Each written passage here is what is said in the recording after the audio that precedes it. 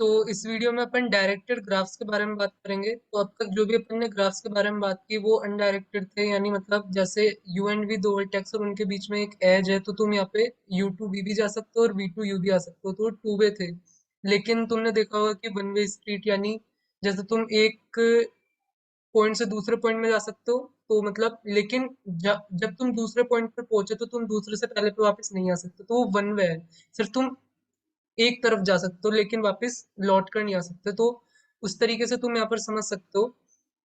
तो जैसे यहाँ पर अपन ये फेसबुक का एग्जांपल ले या फिर कोई से भी सोशल मीडिया का एग्जांपल ले, तो अगर तुम किसी को फॉलो करते हो तो ये जरूरी नहीं है कि वो भी तुम्हें फॉलो करे, तो वो एक वन वे है। मतलब कि तुमने किसी को फॉलो किया तो जरूरी नहीं है वो भी तुम्हें फॉलो करे, तो उसको तुम एक तरीके से समझ सकते हो। जहाँ पर अपन डायरेक्टेड ग्राफ्स का यूज करते हैं, या डायरेक्टेड ग्राफ्स में क्या होगा कि डायरेक्ट एजेस होंगी, यानी वो सिर्फ यू टू वी।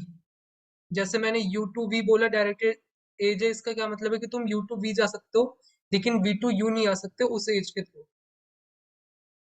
तो जैसे अनडायरेक्टेड ग्राफ में क्या था कि मैंने एक एज को यहाँ पे करली ब्रैकेट में बताया था, तो करली ब्रैकेट में मैंने बताया था कि यहाँ पे अपन सेट्स को रिप्रेजेंट करते हैं करली ब्रैकेट्स में, और सेट में क्या होता है कि ऑर्डर नहीं होता।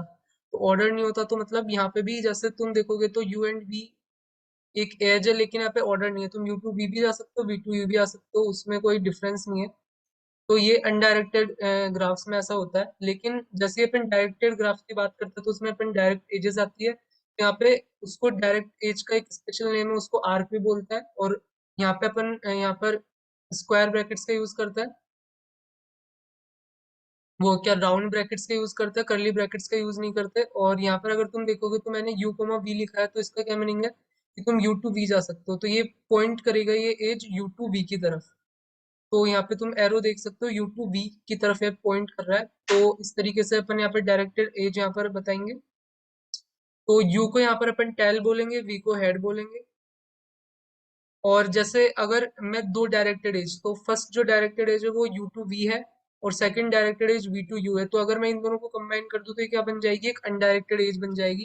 तो वो सिमिलर हो जाएगा एक अनडायरेक्टेड एज के जैसा, क्योंकि अनडायरेक्टेड एज में क्या होता था कि तुम यू टू वी भी जा सकते थे वी टू यू भी आ सकते थे, तो तुमने इसको क्या कर दिया, दो डायरेक्टेड एज के थ्रू रिप्रेजेंट कर सकते हो। यहाँ पर यू टू वी एक अलग डायरेक्टेड एज हो गई, वी टू यू एक अलग डायरेक्टेड एज हो गई, और अगर तुम इन दोनों को कंबाइन कर दोगे तो तुम्हारे पास एक अनडायरेक्टेड एज आ जाएगी। तो इस तरीके से रिप्रेजेंटेशन है।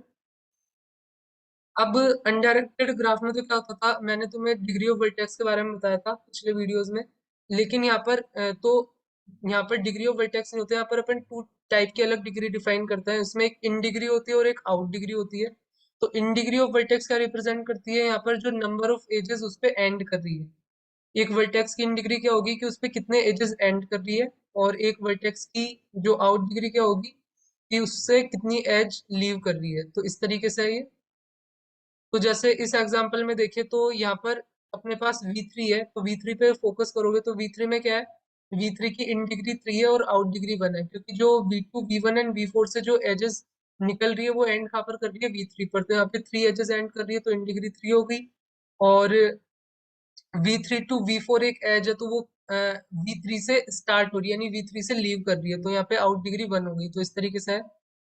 वैसे ही अगर अपन V1 देखें तो यहाँ पर अगर तुम V1 को देखोगे तो V1 की इन डिग्री क्या है, V1 की इन डिग्री 1 है क्योंकि एक एज एंड कर रही है, और आउट डिग्री क्या है 2 क्योंकि दो एज लीव कर रही है। तो इस तरीके से इन डिग्री और आउट डिग्री यहाँ पे डिफाइन हो गई। उसके बाद यहाँ पर आगे देखें तो जैसे अपन ने अनडायरेक्टेड ग्राफ्स में पाथ्स के बारे में बताया था, तो वैसे ही यहाँ पे भी अपन पाथ को डिफाइन कर सकते हैं। तो वहाँ पे पाथ में सबसे पहले अपन ने बात की थी वॉक की, और वॉक में क्या था कि जहाँ पर प्रीवियस एज एंड करेगी, यानी जिस वर्टेक्स पर, वहीं से न्यू एज स्टार्ट करनी है अपन को। तो उसी तरीके से इसमें भी हो जाएगा कि जहां पर जिस जैसे एक डायरेक्टेड एज मैंने ली V2 V3, तो वो V3 पे एंड की, तो न्यू डायरेक्टेड एज कहाँ से स्टार्ट करनी है अपन को, V3 से। तो यहाँ पर अगर अपन देखें V2 V3 V4, ये इसको अगर देखें तो यहाँ पे V2 से अपन V3 है एंड V3 से V4 है, तो एक पाथ हो जाएगा और लेंथ 2। और पाथ में मैंने बताया था कि जो सारी एजेस है वो डिफरेंट होती है, तो वो भी यहाँ पर सेटिस्फाई कर रहा है। तो इसी तरीके से बस यहाँ पे क्या होगा, जहां पर डायरेक्टेड एज एंड कर रही है वहीं से अपन को नेक्स्ट डायरेक्टेड एज स्टार्ट करनी है, तो इस तरीके से ये हो जाएगा। उसके बाद यहाँ पर ये वाली चीज देखिए V1 V3 एंड V2, तो ये एक पाथ नहीं होगा क्योंकि V1 टू V3 तो यहाँ पर एक डायरेक्टेड एज है, लेकिन V3 टू V2 एक डायरेक्टेड एज नहीं है यहाँ पर, तो उस वजह से ये पाथ नहीं होगा यहाँ पर। सो इस तरीके से इसको समझ सकता है। एंड यहाँ पर पाथ में क्या होना पड़ेगा कि जहाँ पे डायरेक्टेड एज एंड करी वहीं से न्यू स्टार्ट करनी है, लेकिन यहाँ पे तुम इस ग्राफ में देख सकते हो V2 टू V3 एक डायरेक्टेड एज है, लेकिन V3 टू V2 नहीं है, और ये दोनों अलग अलग चीजें हैं। V2 टू V3 अलग है एंड V3 टू V2 अलग है, तो इस तरीके से एक पाथ नहीं होगा इसमें। तो वो तुम्हें डायरेक्टेड ग्राफ क्या होता है उसके बारे में समझ में आया होगा। तो नेक्स्ट वीडियो में अपन वेटेड ग्राफ्स के बारे में बात करेंगे। तो तुम्हें अच्छा लगा होगा, अच्छा लगा तो लाइक करो, शेयर करो, सब्सक्राइब करो। मिलता है नेक्स्ट वीडियो में।